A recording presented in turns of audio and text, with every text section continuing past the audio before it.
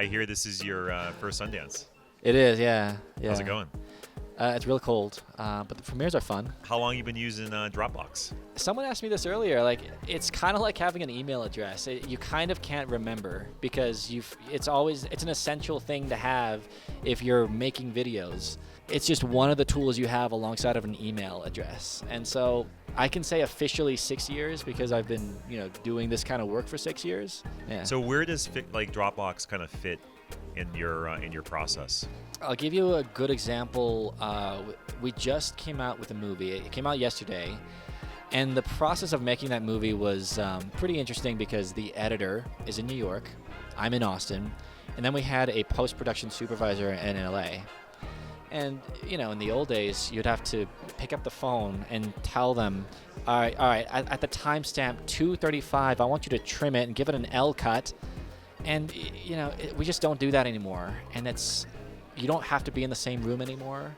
Now you really can be in LA and New York and here, and now we can just all be on the same page. It sounds like it's also helping with the collaboration and speeding up some time in being able to do the production. Oh yeah.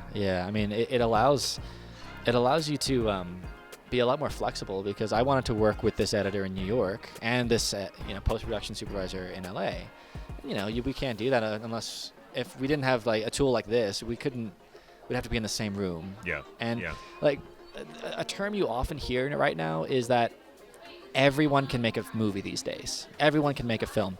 And that is true, but that's literally only true because of the technology got better. Behind all this really creative, fun stuff is a lot of engineering that's not necessarily glamorous. It's actually very technical and complicated. So yeah, honestly, thank God for the engineers, like the ones at Dropbox, who did all this.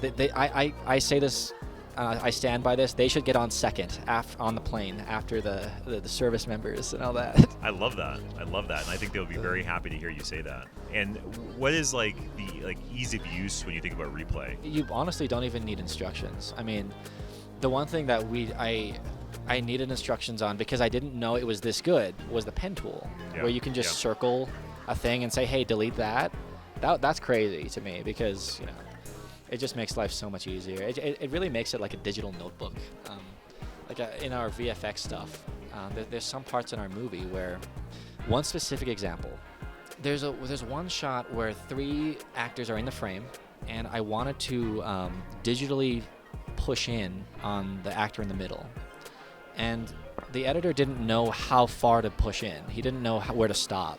And all I did was, I just used the pen tool on Replay, and I just used a box. I made a box within a box and said, hey, make the edges stop there.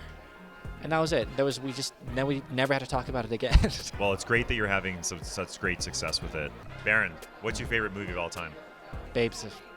It's a brilliant movie. You got to watch Babe as an adult. What's your favorite movie genre? Drama that's accidentally funny. What's a movie that you've rewatched the most?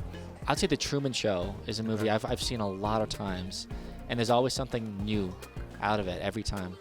Best opening scene ever? Raising Arizona by the Coen brothers.